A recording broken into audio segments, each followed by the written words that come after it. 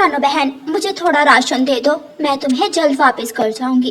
गौरी बहन, आपको मैंने कितनी बार राशन दिया है, मगर आपने मुझे कभी भी वापस नहीं किया। आप जाकर कालू भाई को समझाए कि वो कोई काम धंधा करे। मेरा पति भी बहुत मेहनत से कमा कर लाता है राशन। मैं क्या करूं? मैंने तो उसे बहुत बार समझाया है, मगर उसकी तो नींद ही पूरी नहीं होती। मेरी तो जिंदगी ही बर्बाद होगी उस आलसी कौवे से शादी करके। ठीक है, मैं चलती हूँ। रुको गौरी बहन, ये लो, ये फल ले जाओ। रानो चिड़िया गौरी कव्वी को कुछ फल देती है। गौरी कव्वी वो फल लेकर अपने घर जाती है। मम्मा, जल्दी भोजन दे, मुझे भूख लगी है। ये लो मेरे बच्चे। कालू, कालू उठ जाओ, देखो सूरज सर पर आ गया है। उठ जाता हूँ, सूरज ही निकला है, कोई क़यामत तो नहीं आ गई? मेरा सोना हराम कर रखा है तुमने। कालू जी, आप कोई काम ढूंढे। जग्गू का भूख से बुरा हाल है, बार बार चिड़िया से मांगना मुझे अच्छा नहीं लगता। आज तो उसने भी जवाब दे दिया है। मम्मा, इस मीठे फल से तो कुछ भी नहीं बना, मुझे भूख लगी है। कैसे पापा हैं आप, हमारा पेट तक नहीं भर सकते। बस कर दो, तुम्हारी कमी रहती थी, जा रहा हूँ मैं। कालू कौवा घर से निकलता है और पक्षी लोहार की दुकान पर जाता है। लोहार चाचा, मुझे कोई काम दे दे, मुझे काम की बहुत ज्यादा जरूरत है। मेरा बच्चा 3 दिन से भूखा है। वैसे तो मेरे पास कोई काम नहीं है, अगर तुम सच में मजबूर हो तो तुम ऐसा करो, इन लकड़ियों को काट काट कर छोटा कर दो, मैं तुम्हें 300 रुपए दूंगा। 300? हाँ हाँ ठीक है, मैं ये काम करूँगा। कालू कौवा काम करने लगता है। वो कुछ ही देर काम करने के बाद थक जाता है। चाचा जी, मुझे प्यास लगी है, क्या मैं पानी पी आऊं? जाओ, मगर जल्दी आ जाना, फिर मुझे भी घर जाना है भोजन खाने। ठीक है चाचा जी, मैं जल्दी आ जाऊंगा। कालू कौवा नदी पर जाता है और ठंडा पानी पीता है। काम करना तो बहुत मुश्किल है, काश इस नदी किनारे मेरा सुंदर सा घर होता, नौकर चाकर होते, शहजादों की तरह रहता, ठंडी हवा के मजे लेता, अंगूरों के गुच्छे मेरे हाथों में होते। वाह वाह। यूं ही ख्यालों की दुनिया में बातें करते करते कालू कौवा वहीं नदी पर सो जाता है। न जाने कहाँ रह गया ये कालू कौवा, मुझे अब घर जाना है। ये लकड़ी और कुल्हाड़ा यहाँ रख जाता हूँ, खुद ही आकर काम शुरू कर देगा। चाचा लोहार पक्षी अपने घर चला जाता है। जग्गू बेटा, तुम्हारे पापा आज सुबह से गए हुए हैं, मुझे लगता है शाम को वो कुछ ना कुछ लेकर ही आएंगे। हाँ मम्मा, मुझे तो भूख भी बहुत लगी है। यूं ही शाम हो जाती है। कालू कौवा नदी पर सोया रहता है और फिर अचानक उसकी आंख खुलती है। शाम हो गई, आज फिर मैं सोया ही रह गया।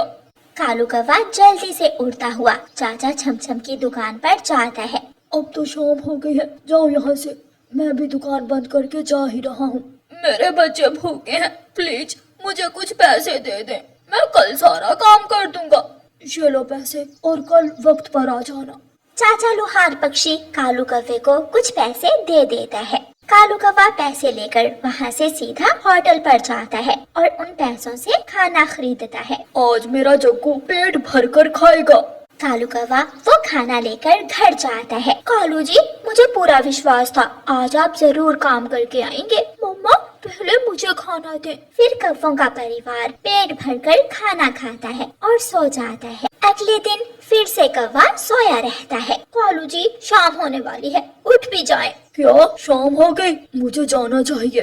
कालू कौवा जल्दी से उठता है और काम पर पहुंच जाता है। चाचा लोहार पक्षी, लकड़ियाँ काटने का काम बहुत मुश्किल है, कोई आसान काम दे दे मुझे। शाम हो गई और तुम अब आए हो, जाओ चले जाओ यहाँ से आलसी कौवे। कुछ पैसे, निकल जाओ यहाँ से, वरना कल वाले भी निकलवा लूंगा।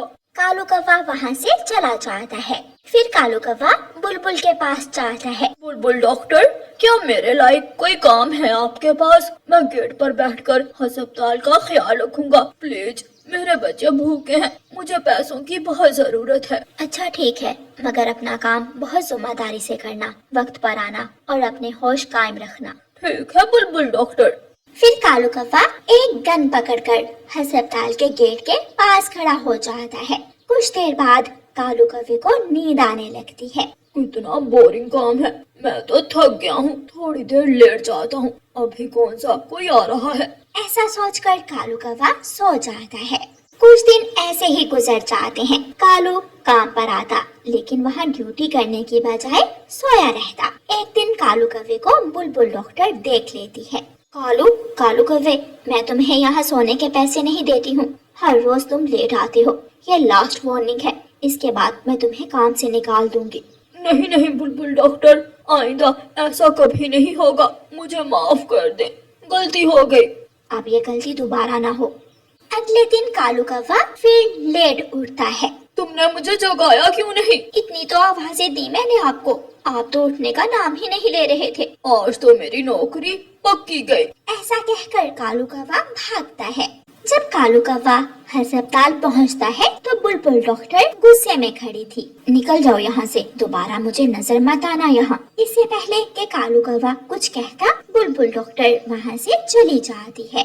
कालू कौवा उदास होकर बैठा हुआ था कि रानो चिड़िया कालू कौवे के पास आती है। कालू भाई, क्या हुआ? परेशान लग रहे हैं। मुझे काम की जरूरत है, मगर काम? क्या आप मेरे पास काम करेंगे? हाँ हाँ करूँगा। ये ऑटो रिक्शा है, तुम्हें हर रोज 7 चक्कर लगाने होंगे और मैं तुम्हें पूरा 1000 रुपए दूंगी। 1000 रुपए? क्या सच में? हाँ, लेकिन तुम्हें अपना काम मेहनत से करना होगा। ये लो चाबियाँ।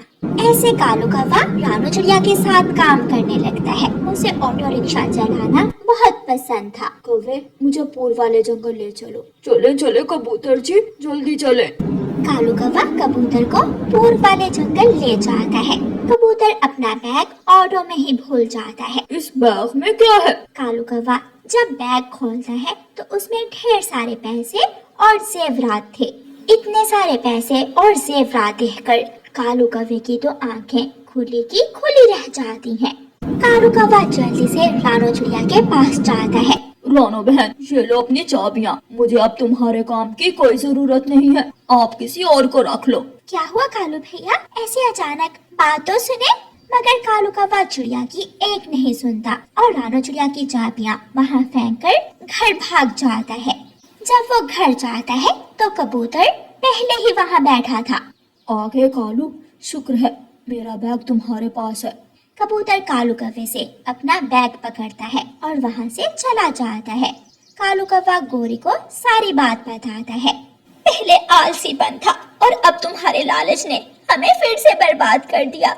मैं जा रही हूँ, मैं अब मज़ीद तुम्हारे साथ अपनी जिंदगी बर्बाद नहीं कर सकती। गोरी कौवी कालू कौवे को छोड़कर चली जाती है और कालू कौवा पछताता रह जाता है। तो मेरे प्यारे दोस्तों, आपको हमारी स्टोरी कैसी लगी प्लीज कमेंट कर जरूर बताइएगा और हमारे वीडियो को लाइक शेयर सब्सक्राइब भी करिएगा। आपका धन्यवाद।